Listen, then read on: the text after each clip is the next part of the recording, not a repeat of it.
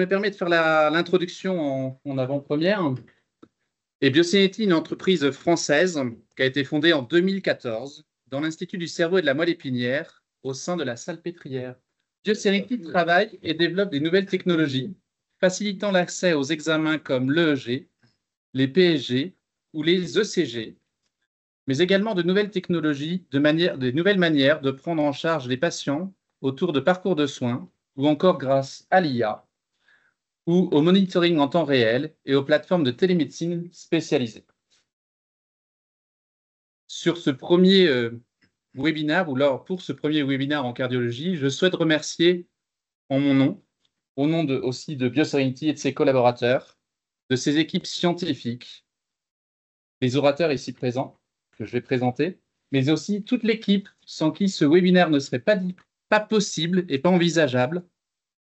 Manel, Justine, Morgane et beaucoup d'autres qui vont se reconnaître, qui sont présents, certains je les vois connectés, qui sont présents au quotidien pour développer l'accessibilité aux patients de nos technologies et de nos services.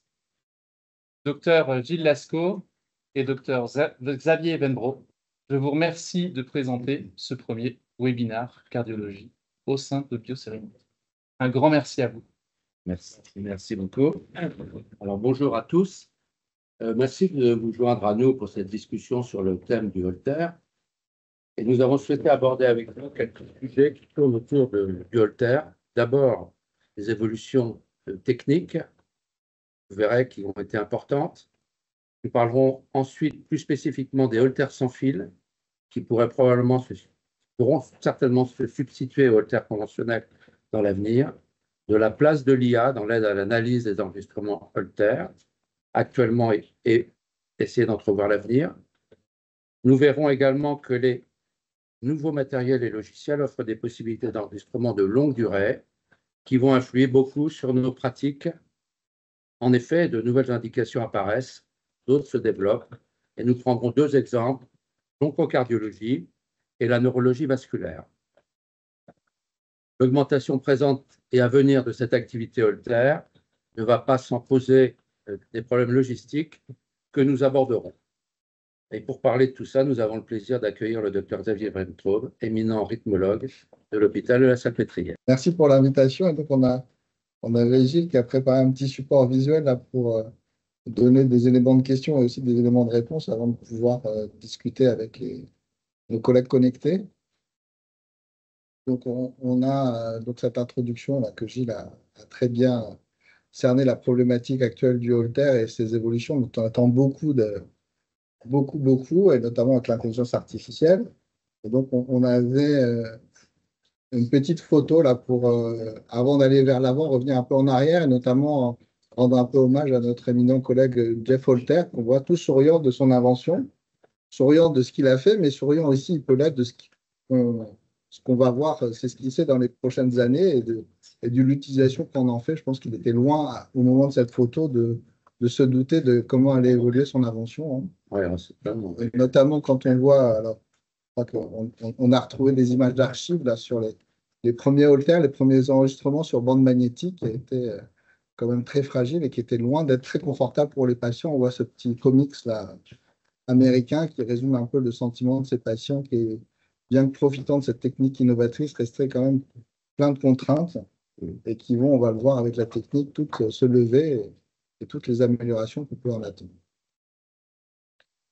Alors, on avait listé un petit peu les choses. Alors, on est en live, donc c'est pour ça qu'il y a toujours un petit délai quand même. Voilà, on y est. Donc, l'amélioration des données du matériel. Donc, on a vu ces premières images un peu caricaturales avec le volume qui était occupé par les appareils. Alors, le volume qui était lié aussi à tout le process, mais aussi les fils qui sont une entrave au quotidien pour les patients, avec la contrainte des bandes magnétiques de l'époque. On disait avec Gilles, les cassettes qui brillaient, qui se coupaient, enfin, bon, toutes les problématiques que les lecteurs de Holter ont pu connaître, les pionniers du Holter. Et puis aussi la contrainte de la durée d'enregistrement, parce qu'on voit bien, et on va le voir tout au long du topo, que cette contrainte-là, c'est un obstacle un petit peu à la qualité de la connaissance avec les patients, et que grâce aux techniques actuelles, notamment avec les signaux numériques, avec les puces qui prennent moins de place, on va arriver à avoir des enregistreurs beaucoup plus petits, avoir une plus grande quantité d'échantillonnage et surtout beaucoup plus d'informations. Et on va le voir, ce qui permet quand même d'élargir largement le spectre et l'utilisation de ces Holters de longue durée. Alors, on avait un petit peu une revue de la concurrence, c'est ça, hein? Exactement, oui. Donc, on a tout le matériel BioSerenity, c'est ça. On a pas mal de matériel disponible actuellement qui vont permettre de monitorer le rythme cardiaque. On va pouvoir schématiquement les classer en 3 catégories. Vous avez ce qu'on appelle les Holters proprement dit, qui vont enregistrer l'ECG en continu. Vous aurez la totalité du tracé qui sera stocké. Alors, ce sera soit un Holter de courte durée, 24 à 72 heures. Ce sont les Holters standards, hein, que nous connaissons.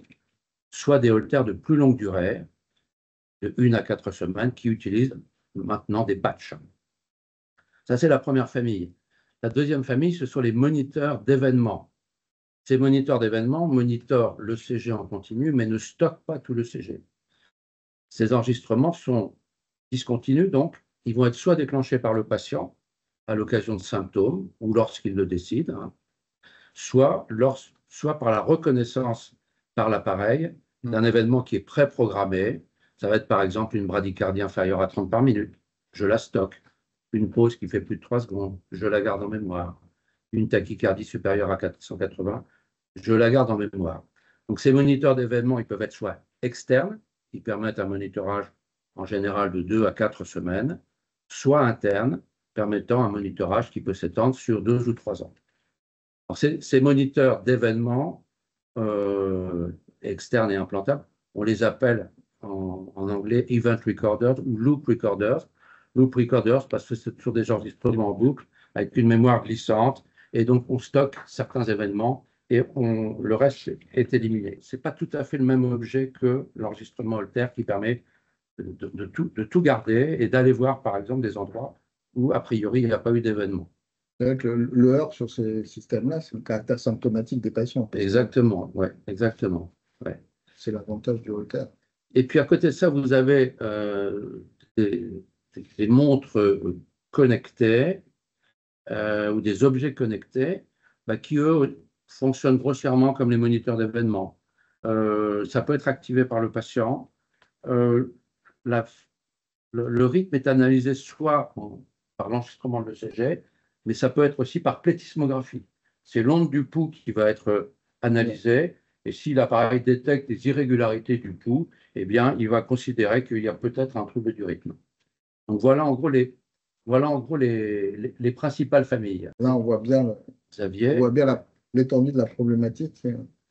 Entre le Holter classique avec fil, là, on voit le torse du patient qui est recouvert de patchs avec ses fils et qui sont parfois un peu ressentis comme des entraves au quotidien, notamment. On voit là ces patients plutôt jeunes et actifs, donc c'est un problème. Et c'est vrai que parfois aussi, quand les patients ont un Holter, on demande de faire des efforts parce qu'on veut voir ce qui se passe à l'effort. Et c'est vrai que les fils, c'est un petit peu embêtant pour les patients. Et donc, on a quand même un confort attendu avec les Holters sans fil. C'est vrai que quand on compare, alors il y a quelques papiers, quel que soit le type de Holter avec fil ou le Holter patch, on n'a pas trop d'anomalies. On a un rapport au bruit, signal-bruit qui est assez équivalent. Et donc, les données sont assez comparables. On va voir un petit peu ce qu'on attend justement de ces systèmes de patch. Hein. C'est à la fois, on l'a dit, un confort du patient et c'est en fin de compte un système qui va s'adapter au mode de vie du patient, qui va pouvoir réellement enregistrer le patient dans son quotidien sans qu'il y ait cette entrave à faire des efforts, cette entrave à se déplacer. Parfois, chez les patients âgés, on voit qu'ils ne bougent pas. On voit bien quand on analyse le Holter, la fréquence, elle ne bouge pas. Exactement, oui. Parce qu'ils ont peur de décoller les fils, parce qu'il faut bien les coller, les patchs. Donc, il y a ça. Puis aussi, moi, je trouve que c'est vraiment une des grandes avancées, c'est les durées d'enregistrement, parce qu'on cherche toujours le phénomène paroxystique. On est gêné chez quelqu'un qui fait des palpitations tous les jours. On est 30 avec 24 heures. Avec un enregistrement de longue durée, on arrive à un mois. Ça permet quand même largement de pouvoir se donner les chances d'enregistrer le phénomène paroxystique. La qualité signal, je crois qu'on va y revenir un petit peu dans la suite, notamment avec l'intelligence artificielle, mais c'est vrai qu'il y a le numérique qui est apparu. on l'a dit, le rapport au bruit-signal qui est quand même comparable, voire un petit peu meilleur en fonction des systèmes. Et puis, l'intégration à des plateformes tierces, on va voir sur les problèmes de logistique pour exporter les données, sur les problèmes de traitement des signaux pour aider à une meilleure lecture. Et aussi, il y a, alors, on n'a pas abordé, mais je pense que c'est important aussi, il va y avoir un acte coté sur le cas de longue durée. On attend le On attend remboursement, un jour. ça avance. Ça avance, on Ça y va travaille. arriver. Ouais. On y travaille. Ça, c'est important aussi. Et dans tout ça, c'est la meilleure prise en charge des patients et une prise en charge des patients, mais un confort aussi de vie des patients. Sur un plan hygiène, sur un plan qualité de vie, c'est impressionnant. C'est important. C'est le retour qu'on a en tout cas. Quand on voit les patients, on leur dit ils peuvent se doucher, ils peuvent dormir avec. C'est vrai qu'on a quand même cette expérience. Les patients disent on va faire un retard de longue durée, ils disent ah, le truc avec les films. Non, le fracture dorsale. Et puis ça se voit Ça, pas. au quotidien, c'est un peu l'expérience Et qu'on a. Ça ne se voit les pas femmes sont réticents à pas porter un appareil. pour le décolleté. Ça se voit pour le comme ça. décolleté, etc. C'est vrai qu'il y a, travailler avec le Holter. Exactement. il y a, quand on propose des examens, pas mal de réticences qui ne sont pas forcément verbalisées, mais qui tiennent aussi à la contrainte esthétique, la contrainte logistique. Donc, c'est vrai que ça améliore la compliance des patients. Donc là, on a parlé du matériel, rapidement, Ouais, mais ben, ça. maintenant, on va parler des logiciels qui sont maintenant aidés par l'intelligence artificielle. Donc, Xavier, tu vas nous dire un petit peu ce que tu penses de l'apport de l'intelligence artificielle. Ce que je pense, il y a beaucoup à dire, mais on va essayer de synthétiser un peu les choses. C'est vrai que c'est un nouvel outil. Alors, il y a beaucoup de discussions sur l'encadrement médico-légal, savoir comment on peut l'utiliser, comment on va l'appliquer. Mais c'est vrai que c'est aussi un moyen d'avoir une prise en charge. Alors, on a glané cette diapositive là qui permet de voir cette prise en charge et de rentrer beaucoup de paramètres dans l'analyse. Alors, on peut avoir des paramètres cliniques, on a l'ECG, on a l'ECG de longue durée, donc on va avoir des paramètres de variabilité sinusale, de variabilité de volonté, la morphologie des QL. Donc, il y a beaucoup de choses qu'on peut imaginer qui vont nous permettre d'avoir des critères pronostiques, des critères diagnostiques. Et donc, c'est vrai que c'est cet ensemble de data dont on attend beaucoup, mais toujours avec la question de l'encadrement et de voir comment on peut l'utiliser de façon intelligente. Et ça, on va voir comment évoluent les choses. C'est vrai que la thérapeutique semble impactée. On va avoir aussi l'automatisation des données, les avertissements qui peuvent être faits par les plateformes de télémétrie, comme les industriels qui travaillent. Récupérer les Holter. On a beaucoup de choses là-dessus et on peut se prendre à rêver de beaucoup de choses. Bon, on peut faire un webinaire dessus parce qu'il y a beaucoup de frémissements et beaucoup de choses qui vont sortir de ça. Avec l'utilisation des biomarqueurs.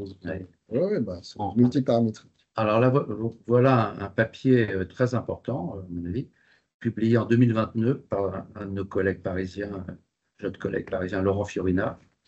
Il décrit l'utilisation d'un logiciel basé sur l'IA.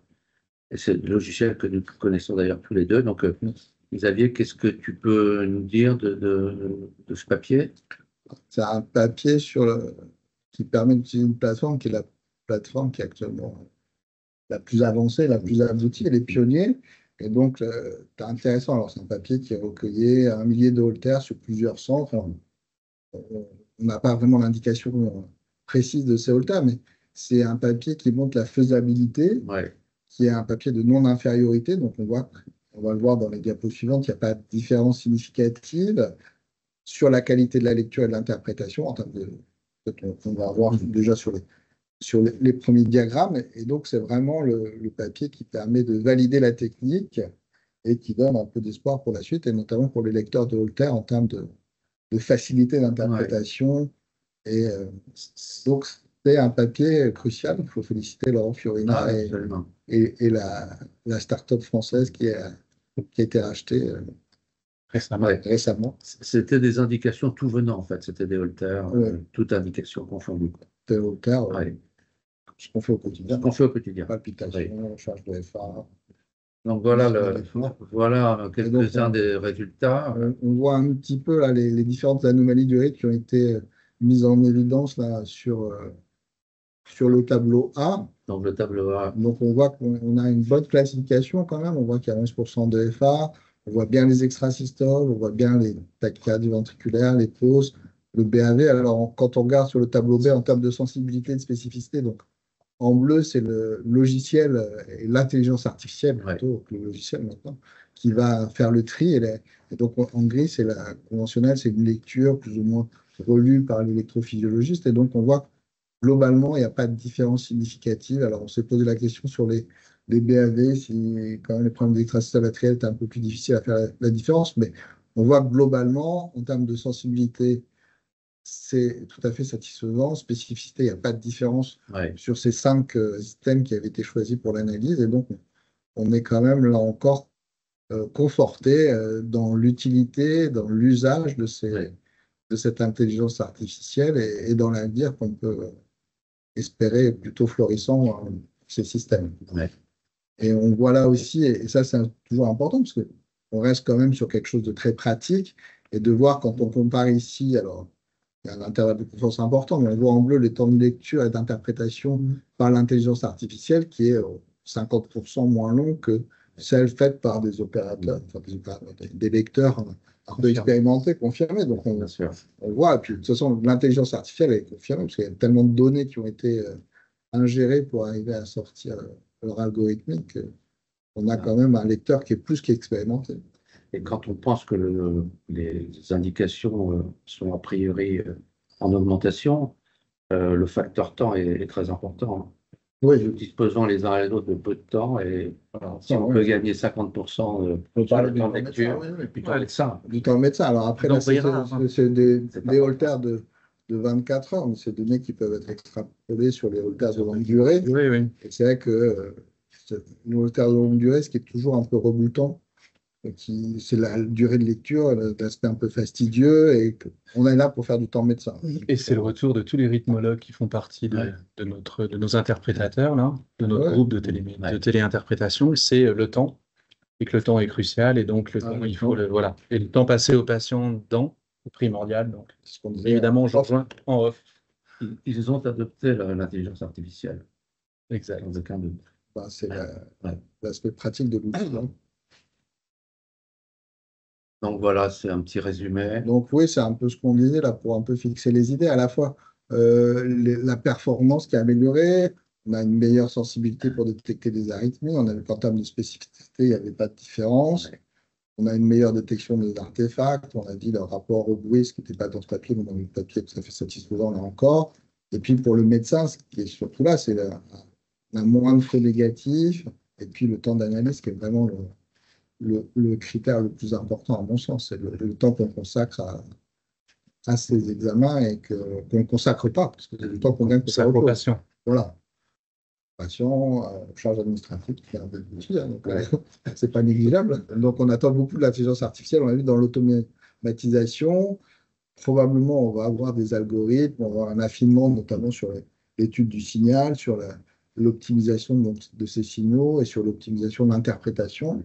On avait dit, en discutant un peu avec Gilles sur cette réunion, qu'il y avait pas mal de données qui étaient très intéressantes sur le CG, où sur un simple CG, on arrivait à déterminer le sexe, on arrivait à déterminer l'âge, sur des critères qu'on ne connaît pas. Donc il y a quand même beaucoup de choses qui vont évoluer avec l'intelligence artificielle. Et là encore, l'intelligence artificielle, elle est considérée comme un outil et pas comme un supplétif du médecin. Il y a toujours une validation du médecin. On a toujours accès aux données, même si parfois avec l'intelligence artificielle, le mode de raisonnement ne nous est pas explicité. Ça dépend du type d'intelligence artificielle. Mais bon, il y a toujours un garde-fou qui est le médecin. Mais avec un médecin, il y a un travail qui est amplement facilité, avec un gain de temps non négligeable. Mais qui est toujours en bout de chaîne. Donc, vous suscitez, messieurs, un nombre de questions très important. À la question, le médecin sera-t-il remplacé par la machine? Je dirais peut-être, mais ce n'est pas pour maintenant. Il faudra toujours l'œil du médecin pour. C'est une discussion. Mais ça va peut-être venir vite. Il y a une discussion médicale. On ne peut pas trancher si rapidement. Non, c'est sûr. Probablement, il y a une aide, mais je pense qu'il faut toujours qu'il y ait un médecin qui soit en bout de chaîne pour valider, pour revoir. Enfin, c'est rassurant. Absolument. Je pense que c'est rassurant pour tout le monde. Donc, ceci nous amène à parler des indications nouvelles ou en forte croissance. Et on a des outils plus performants, on peut faire des enregistrements de plus longue durée. Donc, ça nous ouvre des horizons. Alors, on a choisi 2 domaines. Il y a l'oncocardiologie. Alors, l'oncocardiologie, c'est une spécialité qui est née il y a peu de temps, d'ailleurs, qui évolue à toute vitesse. Pourquoi? Parce que, eh bien, beaucoup de Ouais. drogues nouvelles, Beaucoup, hein. beaucoup. On vous a présenté cette diapositive qui est illisible, hein, mais c'était exprès, hein. Exact. Voilà, exprès pour que vous voyez la quantité de drogues disponibles qui appartiennent à des tas de familles. Alors, C'est ça, c'est aussi et c'est compliqué, hein, c'est compliqué l'oncocardiologie. tous les immunos. Voilà, vous avez plein de familles de médicaments qui vont agir à différents endroits de la cellule. Certaines vont agir sur l'ADN, certaines vont tuer carrément la cellule. C'était les premiers médicaments anticancéreux. D'autres vont agir sur des protéines qui sont absolument nécessaires au fonctionnement de la cellule. D'autres vont agir sur des récepteurs qui sont situés à la surface de la cellule. On a des cancers du sein, par exemple, sur lesquels il y a des récepteurs particuliers qu'on peut cibler. Voilà. Et bien souvent, pour être efficace, eh bien, il va falloir utiliser plusieurs de ces médicaments-là.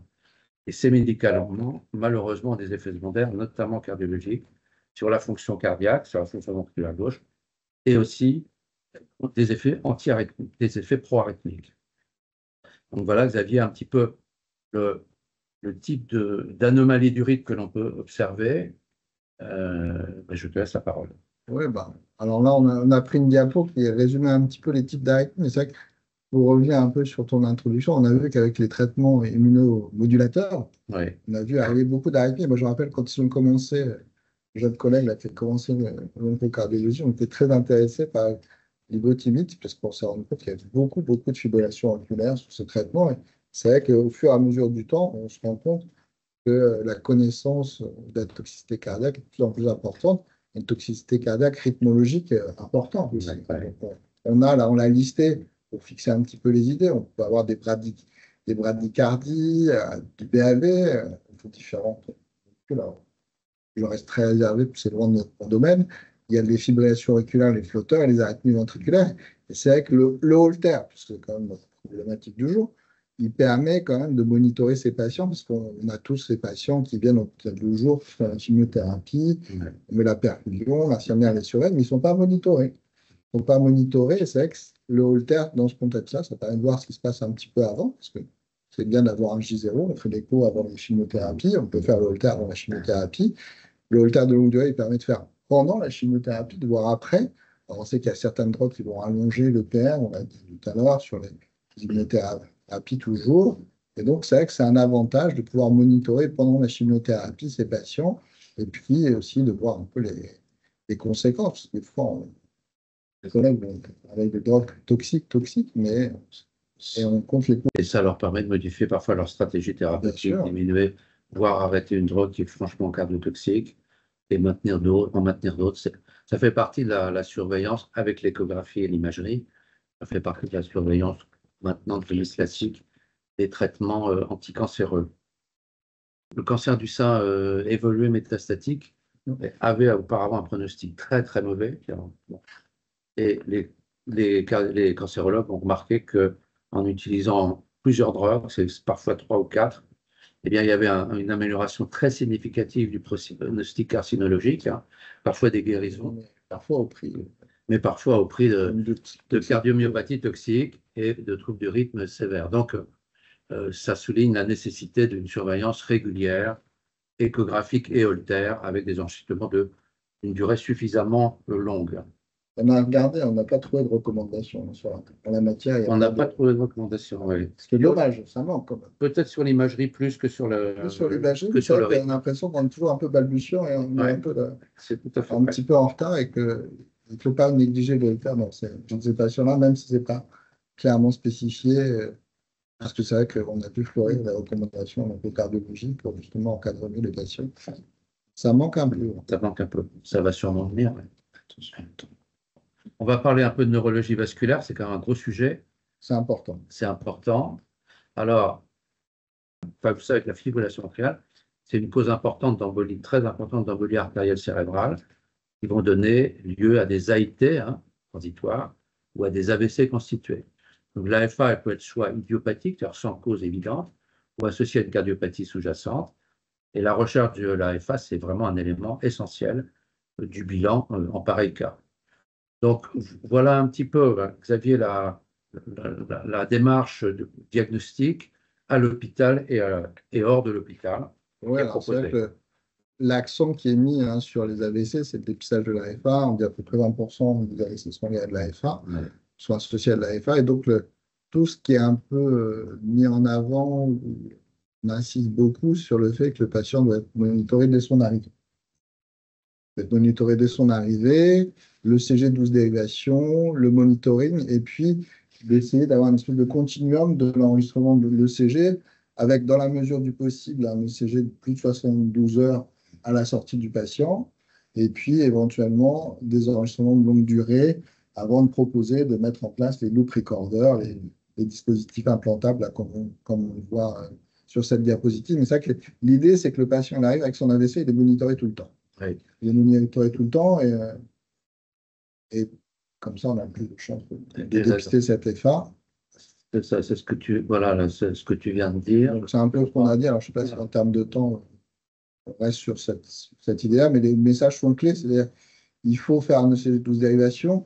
On va voir par la suite, on sait que l'ECG12 dérivation qui enregistre la FA, on lui accorde beaucoup plus d'importance que 5 minutes de FA sur un enregistrement 6 mois après.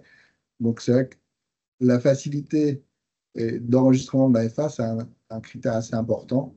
C'est-à-dire que plus facilement on va la trouver, cette FA, plus elle est imputable, plus elle est impliquée dans la fibrillation auriculaire. Alors, on a mis, mais peut-être on peut aller un petit peu rapidement sur cette diapo. L'idée, c'est bien montrer, et ça, je pense que tout le monde l'a en tête de façon très intuitive, que plus on se donne de temps pour enregistrer le rythme cardiaque, plus on a de chances d'avoir la FA. Alors après, pas toujours, c'est la palissade, mais c'est toujours bien de le démontrer. On a de l'évidence base médecine, et donc ce qu'on pensait, c'est démontré. Des fois, on a la démonstration contraire. En tout cas, ça corrobore un peu le bon sens. Ouais.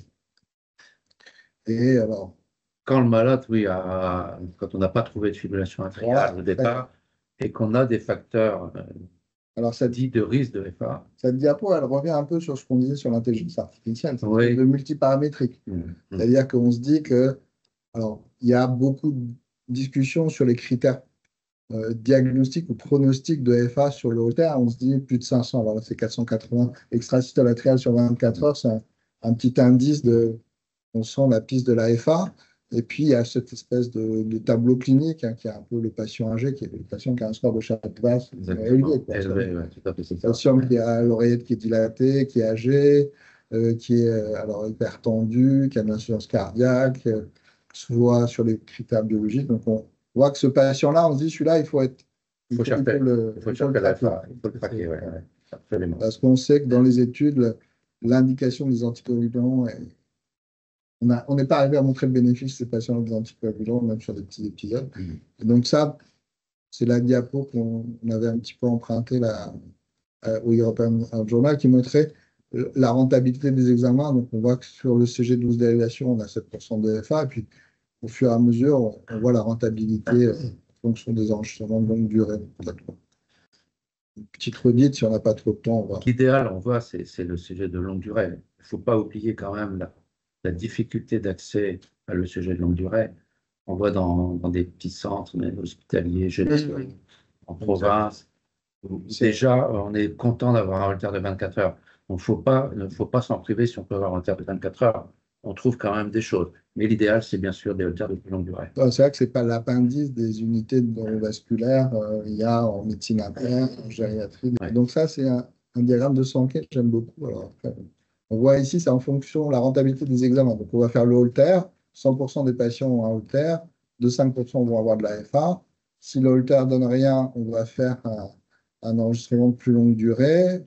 Sur la télémétrie, donc la télémétrie, on a 3%. Puis si on a la télémétrie ne marche pas, on va faire l'enregistrement au long cours. Hein, et puis, on voit que là, on a 14% de vente. C'est un peu le flux des patients. Ouais.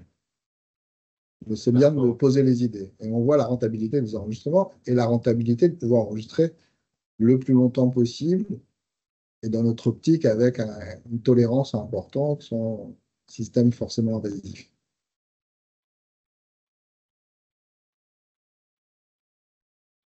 Donc, on peut retenir deux messages qui sont simples, évidents, après tout ce qui a été dit là, mais plus le monitorage du rythme débute tôt après la survenue de l'AVC, et meilleurs sont les chances de détecter de l'AFA.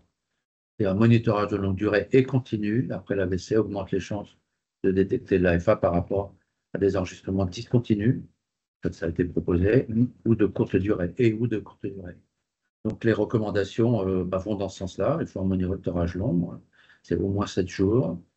Et alors, par contre, ce qui reste un peu discuté, c'est à partir de quand considère-t-on qu'un épisode de FA est significatif? Est-ce que 30 secondes, c'est significatif pour, par exemple, introduire un traitement tucobulant?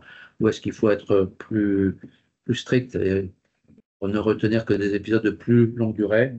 C'est pas encore tout à fait tranché. Après, bon, il y a le contexte. Hein. Il y a le contexte. En post-AVC, le diagnostic de FA, c'est plus de 30 secondes enregistrées. Oui. Donc, Moi, si effectivement je trouve un épisode de FA supérieur à 30 secondes chez quelqu'un qui vient d'avoir un AVC, on a quand même tendance à l'anticoaguler. Ah oui, bien sûr. Ouais. 30 secondes, c'est le diagnostic de FA. C'est un autre petit sujet qui est ce qu'on appelle la recherche de ESV, le comptage des ESV, ce qui aboutit à la charge en ESV, puisque c'est la charge en ESV, c'est le pourcentage de ESV par rapport au nombre total de QRS, hein, et la recherche de TVNS qui sont importantes pour un certain nombre de cardiopathies. Oui, donc on sait là qu'il y a un réel engouement, on peut dire, après la FA pour les extrasystoles, parce qu'on commence à mieux connaître les choses, notamment avec le risque de dysfonction ventriculaire gauche induite par les extrasystoles, avec ce critère majeur qui est la charge en extrasystole par 24 heures, et qu'on peut évaluer par le Holter, mais probablement avec un reflet beaucoup plus intéressant sur un Holter de longue durée pour moyenner sur plusieurs jours, parce qu'on voit des données un peu éparses, notamment qui mettent en compte ces valeurs de charge, mais probablement parce qu'on n'a pas suffisamment longtemps enregistré. On a le facteur pronostic de ces troubles du rythme ventriculaire, donc on a sur la stratification des risques rythmiques, notamment dans les cardiomyopathies dilatées, les cardiomyopathies génétiques, où les TVNS sont importants pour protéger et proposer l'indication du défibrillateur, soit les CMD, même avec des FOVG, peut altérer si on a une cause génétique, telle que les filamines et les laminopathies. Dans les CMH aussi, ça fait partie des items de la classification du risque. Et puis, on n'a pas trop parlé de l'amylose, mais c'est vrai que dans les amyloses aussi, c'est important parce que une petite discrétion, notamment, c'est qu'il y a beaucoup de FA qui est très embryogène sur l'amylose.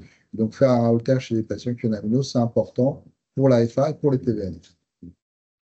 Discuter. Et puis après, on a les variabilités naturelles des troubles du rythme, la variabilité sinusale, qui est un critère qui est un petit peu laissé de côté actuellement, mais qui est important aussi sur le système autonome et le risque rythmique. Et puis la variabilité d'un jour à l'autre de la charge je pense, et des TVNS. Une charge qui a un meilleur reflet quand on va la moyenner sur plusieurs jours. Exactement. Voilà ce que tu disais hein, sur l'effet délétère des ESV. Oui, là on voit que quand on va supprimer les extrasystoles, la fraction d'éjection qui était altérée, on voit là sur la gauche préablation 35%, 54%, avec peut-être on a revu des valeurs seuil, des valeurs cut-off sur le seuil d'extrasystole qu'on considère comme potentiellement un risque. Alors, on va passer un peu rapidement. Mais on est sur le temps, mais bon, c'est vrai que la 5-10%, c'est un peu le moment où on se pose des questions. 5-10% quand il y a une dysfonction ventriculaire gauche, 5-10% quand les patients sont symptomatiques. Et on a vu ces recommandations beaucoup évoluer sur les patients symptomatiques sur cœur sain en faveur de l'ablation. Mieux vaut ablater des extrasystoles symptomatiques sur cœur sain que de mettre un traitement. C'est les grandes avancées sur les dernières recommandations à troubles ventriculaires. On va passer sur celle-là. On va juste entrouvrir une porte. Hein. Je ne suis pas spécialiste de l'apnée du sommeil. Certains cardiologues s'y intéressent beaucoup. Moi, pas assez, probablement. Xavier, peut-être aussi.